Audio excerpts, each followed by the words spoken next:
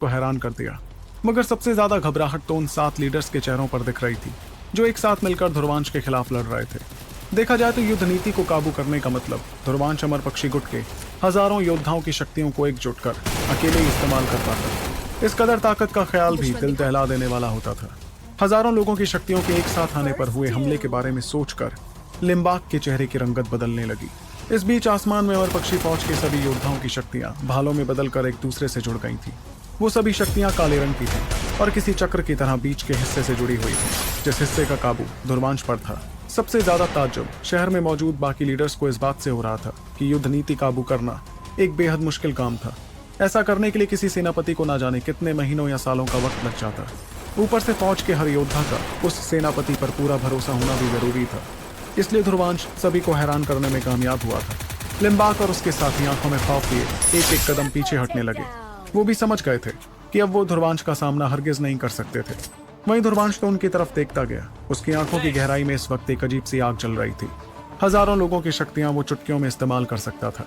जिस ताकत से उसके चेहरे पर हल्की मुस्कुराहट आ गई, पर ऐसा करने पर उस पर भी काफी असर पड़ता, क्योंकि वो कोई तजुर्बेदार और ताकतवर सेनापति नहीं था, बल्कि उसने तो पहली दफा ऐसी युद्ध नीति इस्तेमाल करने के बारे में सोचा था। फिर भी धुरवांश ने आ भरते हुए कहा, मैं इस फौज से वादा करके आया हूँ कि जो हाथ हमसे दोस्ती के लिए आगे आएगा, हम उस हाथ की हमेशा रक्षा करेंगे, लेकिन जो हाथ हम पर हमला करने के लिए उठेगा, उसे हम काट कर रहेंगे। ऐसा कहते वक्त धुरवांश के चेहरे पर बेरहमी और खूंखार इरादा झलकने लगा, जिसके अगले ही पल उसने अपने दोनों हाथ लहराने शुरू कर दिए। उसके ऐसा करने पर इकट्ठा हुई सारी चेतना शक्तियां, जिसे युद्ध नीति की शक्तियां भी कहा जा सकता था, एक झटके में 7 योद्धाओं की तरफ बढ़ने लगी। इस दौरान लिम्बाक और बाकियों का खौफ कई गुना ज्यादा बढ़ गया और वो अपने शरीर की सारी शक्तियां और खून बाहर निकालकर उनसे बेहद मजबूत ढाल बनाने लगे। वो भी जानते थे कि युद्ध नीति की शक्तियों में उन्हें खत्म करने की ताकत थी, इसलिए वो सब कुछ दांव पर लगाकर खुद को बचाना चाह रहे थे।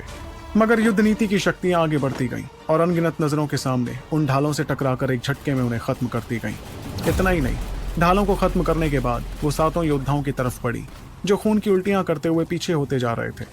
जाहिर सी बात थी कि वो सभी अब अपनी जान बचाने के लिए यहाँ वहां होने लगे, लेकिन ढाल के टूटने से वो बहुत बुरी तरह जख्मी हो गए थे। तब लिम्बाक ने हड़बड़ाते हुए कहा, आज तो हम सब मारे गए। उसके साथ ही बाकी लीडर्स भी धुरवांश की बेरहमी से खौफ महसूस कर रहे थे।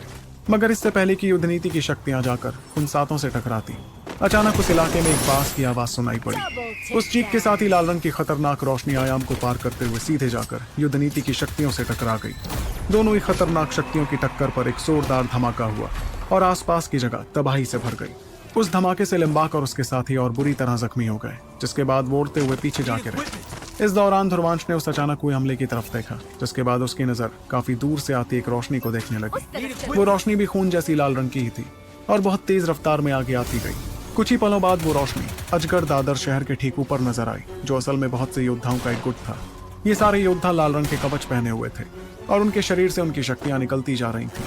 उनकी लाल रंग की शक्तियां भी ढेर सारे भालों में बदल चुकी थी, जो एक साथ जुड़ते हुए किसी युद्ध नीति जैसे लग रहे थे। वो सभी भालेबाज एक एक करके योद्धाओं के पास लौटे और तब सबसे आगे नजर आया रक्तबाज वजीर। रक्तबाज वजीर के ठीक पीछे खड़ा था विक्की, और वो सभी घूरते हुए धुरवांश को ही देखते जा रहे थे। इस दौरान शहर में हंगामा मच गया जब उन्होंने देखा कि रक्तबाज गुट भी वहां आ गया था। इतने में धुरवांश ने उन लोगों की तरफ देखकर मुस्कुराते हुए कहा, क्यों खूनियों, और रहा नहीं गया तुमसे? सही वक्त पर आए हो, वरना तुम्हारे चमचे तो मरने ही वाले थे। इस बीच विकी के चेहरे पर खूंखार इरादा दिखाई दे रहा, जिसके साथ वो धुरवांश को ही देखता गया। शुरू में तो उसे लगा था कि अजगर दादर शहर के सभी लीडर्स एक साथ मिलकर धुरवांश को हरा देते, मगर उसकी सोच गलत साबित हुई थी। अगर आज रक्तबाज गुट वहां नहीं आता तो सभी लीडर्स के सामने उनकी नाक कट जाती, और ऐसा वो लोग हरगिज नहीं होने देना चाहते थे। इतने में विक्की धुरवांश की तरफ देखकर चिल्लाया, धुरवांश, चुपचाप अपने लोगों को लेकर यहाँ से चला जा। अजगर दादर शहर हमारे रक्तबाज गुट का इलाका है और तुम लोगों को यहाँ आने की इजाजत नहीं है। लेकिन उसकी इस बात के बावजूद धुरवांश ने बड़े ही साफ अंदाज में कहा, लिम्बाक और बाकी 6 लीडर्स को शहर के लीडर्स की उपाधि से अलग किया जा चुका है। बाकी अब से उनके काबू में होने वाले शहर, जिसमें ये अजगर दादर शहर भी आता है, अमर पक्षी गुट के काबू में होंगे। अगर तुम्हारे रक्तबाज गुट ने हमारे इस मामले में टांग अड़ाने की कोशिश की तो हमें मत कहना कि तुम्हें इससे कितना नुकसान हो गया। इस पर विक्की ने गुस्से में दांत पीसते हुए कहा, हिम्मत तो देखो इसकी, हमारे इलाके में आकर हमसे ही ऐसे बात कर रहा है। मैं भी देखता हूँ कि तू आखिर कैसे ये 7 शहर हमसे छीनता है। रक्तबाज फौज, तैयार हो जाओ और उसके ऐसा कहते ही एक बार फिर रक्तबाज फौज के सभी योद्धाओं के भाले आसमान में इकट्ठा होने लगे और एक साथ जुड़ने पर उनकी युद्ध नीति भी तैयार हो गई। तब विकी उस युद्ध नीति के बीचों बीच पहुंचा ताकि वो उसे काबू कर सके। रक्तबाज फौज की युद्ध नीति खूनी शक्तियों से बनी हुई थी जो बड़ी बेरहम हुआ करती थी। इतना ही नहीं, वैसे तो रक्तबाज फौज में तकरीबन 5000 योद्धा थे, जिस वजह से उनकी युद्ध नीति अमर पक्षी गुट की युद्ध नीति से 5 गुना ज्यादा शक्तिशाली थी। किस्मत से इस वक्त विकी और रक्तबाज वजीर के साथ 2000 योद्धा ही आए थे, इसलिए उनकी युद्ध नीति अमर पक्षी गुट से दोगुनी ही ताकतवर थी और ये फासला भी बहुत बड़ा था। तब दो बेहद शक्तिशाली गुटों की युद्ध नीतियां तैयार होते देख सभी शहरों के लीडर्स घबराहट के मारे बहुत पीछे होने लगे। वो जानते थे कि इस कदर ताकत तो किसी शहर को पूरी तरह तबाह कर सकती थी। इतने में विकी ने अपनी शिकारी जैसी नजर ध्रुवांश की तरफ करते हुए कहा, मैं तुझे 2 मिनट का वक्त देता हूँ ध्रुवांश, तुरंत इस शहर से चला जा, वरना हम तेरे अमर पक्षी गुट का वो हाल करेंगे कि तू कभी इस तल में सिर उठाकर नहीं चल पाएगा। और हाँ, महज चल पाने में भी तुम सभी को महीनों लग जाएंगे। लेकिन ध्रुवांश के चेहरे पर उस खतरनाक धमकी के बावजूद अजीब सी मुस्कुराहट बरकरार थी और उसने विकी की बात का जवाब देते हुए कहा, हम तो यहाँ से कहीं नहीं जाएंगे, तुझसे जो करते बने कर ले। वहीं उसके जवाब से विकी और भी ज्यादा खुश हो गया क्योंकि वो चाहते ही था ध्रुवांश और उसके साथियों पर हमला करना। तभी उसने अपनी मुट्ठियां कसी जिससे युद्ध नीति की सारी शक्तियां उसके दोनों हाथों में इकट्ठा हो। ऐसा करते हुए उसने मुस्कुराकर कहा, अब जो कि अमर पक्षी गुट का यही फैसला है, तो तुम सभी अपाहिज बनने के लिए तैयार हो जाओ। और माफ करना, अगर तुम में से सैकड़ों लोग मारे भी जाओ, ये फैसला तुम्हारे लड़ाके का है और इसमें अमर पक्षी वजीर भी कुछ नहीं कर सकती। याद है ना, वजीर इन मामलों में नहीं पड़ सकते। भले ही वो मुस्कुरा रहा था, मगर उसकी इस मुस्कुराहट में अजीब बेरहमी दिख रही थी। तब ध्रुवांश ने भी मुस्कुराते हुए उसे जवाब दिया, अच्छा तुझे भी याद है कि इस मामले में वजीर बीच में नहीं आ सकते। रक्तबाज वजीर, आंखें साफ कर लो, क्योंकि अपनी फौज की बर्बादी का नजारा तुम्हें हर बार देखने को नहीं मिलेगा। इस पर विकी ने हंसते हुए कहा, अच्छा तुझे ऐसा लगता है, चल तो फिर देखते हैं कि आखिर में कौन किसे खत्म करता है। ये कहते ही विकी ने अपनी मुट्ठियां खोल ली, जिससे युद्ध नीति की सारी शक्तियां हमला करने के लिए आगे बढ़ी। उसे ऐसा करते देख दूर खड़ी रीजा के चेहरे पर घबराहट दिखने लगी, जिसके चलते उसने ध्रुवांश के कंधे पर हाथ रखा। तब ध्रुवांश ने उसे समझाते हुए कहा, घबराओ मत रीजा, इतने सालों से तुम मेहनत करती आ रही हो इस फौज को इस मकाम तक लाने के लिए। हमारी ये फौज किसी से कमजोर नहीं है, इसलिए हमें डरने की कोई जरूरत नहीं है। इस फौज की जिम्मेदारी अब मेरी है, इसलिए मैं इन्हें कुछ नहीं होने दूंगा। भले ही रक्तबाज गुट के पास बहुत भारी तादाद में योद्धा थे, लेकिन अमर पक्षी गुट पिछले कुछ सालों से सिर्फ सबसे काबिल योद्धा ही अपने गुट में बरकरार रख रहा था। इसलिए अगर बात ताकत की होती तो वो लोग भी कहीं से कमजोर नहीं थे। ऊपर से रीजा खुद अपने हिस्से के शक्ति तरल से इन योद्धाओं को ताकतवर बनाती आ रही थी, जो रक्तबाज गुट के लड़ाके कभी नहीं करते थे।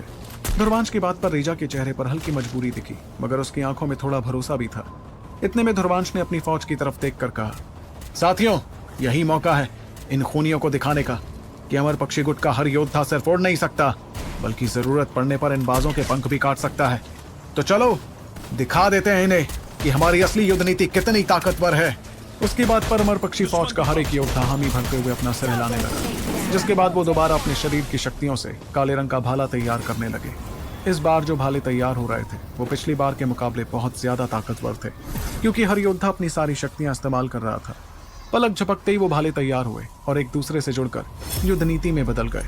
फिर जैसी दुश्मनों की युद्ध नीति की शक्तियां अमर पक्षी फौज के पास पहुंची, तो ध्रुवांश के इशारे पर अमर पक्षी गुट की युद्ध नीति ने भी अपना कमाल दिखाया। सभी योद्धा घबराते हुए बहुत पीछे चले गए थे, क्योंकि इन युद्ध नीतियों की टक्कर वाकई खौफनाक होने वाली थी। पर इससे पहले कि वो दोनों युद्ध नीतियां एक दूसरे से टकराती, अचानक उनके बीच आयाम चीरते हुए एक शख्स नजर आने लगा। उस शख्स ने अपने दोनों हाथ लहराकर युद्ध नीतियों की शक्तियों को धीरे धीरे गायब कर दिया। तब अचानक उस इलाके में एक अजीब सी खामोशी छा गई थी, जिसमें हर कोई हैरानी के साथ उस शख्स को ही देखता जा रहा था। उस शख्स को पहचानते ही कुछ योद्धा और भी ज्यादा हैरान हो गए और उन्होंने हड़बड़ाते हुए कहा, ये तो बुजुर्ग नींद बादशाह हैं, ये तो हमेशा गहरी नींद में होते हैं, फिर ये आज यहाँ कैसे आ गए। इस बीच उन्हें वहां आते देख विकी और ध्रुवांश भी एक पल के लिए दंग रह गए थे। आखिर में सभी ने बुजुर्ग नींद बादशाह को नमस्ते किया। तब उन्हें नजर आया कि वो शख्स नींद बादशाह का असली शरीर नहीं, बल्कि सिर्फ एक आत्मिक अंश था। उस आत्मिक अंश ने दोनों गुटों की तरफ देख कर कहा, वैसे तो नियमों के हिसाब से तुम दोनों एक दूसरे से लड़ सकते हो, लेकिन इस लड़ाई का सबसे ज्यादा खामियाजा अजगर दादर शहर को भुगतना पड़ेगा। ऐसे में चाहे कोई भी फौज क्यों ना जीते, नुकसान हमारे नक्काश दल का ही होगा। आखिर अजगर दादर शहर हमारे दल के लिए इतना अहम शहर जो है, क्या तुम लोग यही चाहते हो कि आपसी लड़ाई में नुकसान हमारे दल का हो। इस पर विकी ने तुरंत उनकी बात का जवाब दिया, तो बुजुर्ग पहले हमारा अपने रक्तबाज सभी गुट पुराने ऐसा चैनल्स कभी को नहीं लीव चाहेगा। कर दीजिए। ध्रुवांश और उसके अमरपक्षी बाद गुट ही यहाँ आए थे टेलीग्राम पर और उन्होंने अपनी सुपर युद्ध नीति योद्धा का इस्तेमाल पॉकेट FM इस सर्च शहर को करें। तबाह करने के लिए जो किया। चैनल आपको और क्योंकि ये सबसे शहर ऊपर हमारे गुट के दिखाई काबू दे, में है, वही इसलिए हमें असली भी जवाब रियल देना ही चैनल पड़ा। है। मेरी आपसे और गुजारिश YouTube है members के कि इस लिए लड़ाई भी की जड़ यही यानी रियल ध्रुवांश चैनल को सजा दी टेलीग्राम जाए, पर उपलब्ध है। लेकिन उसकी बात पर इसलिए ध्रुवांश ने सभी बड़ी members ताकतदार से जमीन निवेदन बादशाह से है कहा। कि अगर देखिए, आपको सबसे हमारा पहले अमरपक्षी गुट तो बस एपिसोड वो शहर वापस चाहिए, लेना चाहता है तो जो हमारे ही टेलीग्राम थे, पर अपनी आईडी और रक्तबाज गुट ने बनाएं उन पर और कब्जा उस जमा रियल चैनल को लिया। ज्वाइन ये कर कहते लें। हैं कि ये शहर अगर इनके आप हैं, सभी को पर अमरपक्षी सबसे गुट की पहले वजीर एक्स्ट्रा ने एपिसोड कभी इस बात चाहिए, के लिए मंजूरी तो दी ही पहले नहीं। अपने सभी इसलिए हम तो पुराने बस चैनल्स अपने को शहर लीव वापस कर लेने आए दीजिए। हैं। तब नींद उसके बादशाह ने बाद उबासी लेते हुए दोनों टेलीग्राम गुटों पर को सुपर समझाने की योद्धा कोशिश शुरू पॉकेट की। FM सर्च करें। ये जगह तुम्हारे जो जंग का चैनल मैदान आपको नहीं है, सबसे बल्कि ऊपर इस दल का दिखाई एक दे, अहम शहर है। वही असली इसलिए रियल दोनों ही चैनल गुटों को है। मैं कहूंगा और कि YouTube हदें पार members के करना लिए बंद भी करो। यही वैसे रियल भी चैनल टेलीग्राम ये पर कोई मुद्दा है उपलब्ध क्या आपस में लड़ने का? इसलिए सभी तुम्हारी members से नजरें क्या निवेदन सिर्फ है इतनी दूर कि तक जाती अगर हैं? आपको सबसे अगर और पहले शहर हासिल करना ही एक्स्ट्रा चाहते हो एपिसोड्स तो वो चाहिए, शहर हासिल करो तो जो टेलीग्राम हमारे पर नक्काश अपनी दल के आईडी काबू में बनाएं फिलहाल नहीं है। और उस रियल इससे चैनल न को सिर्फ तुम ज्वाइन लोगों कर को लें। बल्कि हमारे दल को भी फायदा होगा। दल का नुकसान नहीं, दल के फायदे के बारे में सोचो। मगर उनकी बात से विकी के चेहरे पर नाराजगी दिखने लगी। जाहिर सी बात थी कि आज ध्रुवांश और उसके साथी रक्तबाज गुट के इलाके में आकर ऐसी तबाही मचा पाए थे। ऐसे में अगर ध्रुवांश को किसी तरह की सजा नहीं मिलती तो रक्तबाज गुट की इज्जत को काफी चोट पहुंचती। वो इस बारे में सोचकर परेशान हो ही रहा था कि तभी रक्तबाज वजीर ने हंसते हुए कहा हमेशा की तरह आज भी बुजुर्ग नींद बादशाह ने बिल्कुल पते की बात कही है। यह शहर नक्काश दल के लिए बहुत जरूरी है, इसलिए इसकी तबाही हमारे दल को नुकसान पहुंचाएगी। पर अमरपक्षी गुट वाले मेरे ख्याल से बिना लड़े शांत तो नहीं होंगे। तो क्यों ना हम ऐसा करें कि नियमों के हिसाब से ही लड़ाई करें, जिसमें किसी की जिंदगी नहीं ली जाएगी, पर नियमों के हिसाब से ही उन्हें जख्मी जरूर किया जा सकता है। तो मेरा यह कहना है कि हम लड़ाई करेंगे, पर यहाँ नहीं, दल के जंग मैदान में। अमरपक्षी, अगर उस लड़ाई में तुम लोग जीते तो वो सारे शहर हम तुम्हें लौटा देंगे जो हमारे पास तुमसे होकर आए थे। ऊपर से हम तुम्हें और बहुत से शहर भी थमाने को तैयार हैं। सिर्फ यही नहीं, बल्कि जीतने पर हमारा गुट तुम्हें 5 बूंदे अमोघनाथ तरल की भी देने को तैयार है। ये लड़ाई 3 दिन बाद लड़ी जाएगी। तो बताओ, क्या तुम लोग इसके लिए राजी हो? क्या पक्षिका और ध्रुवांश राजी होंगे रक्तबाज वजीर की इस षड्यंत्री शर्त के लिए? अगर हाँ, तो कैसे खुद को रक्तबाज गुट जितना ताकतवर बना पाएंगे अमरपक्षी गुट वाले, वो भी सिर्फ 3 दिनों में? जानने के लिए सुनते रहिए सुपर योद्धा, सिर्फ पॉकेट FM पर।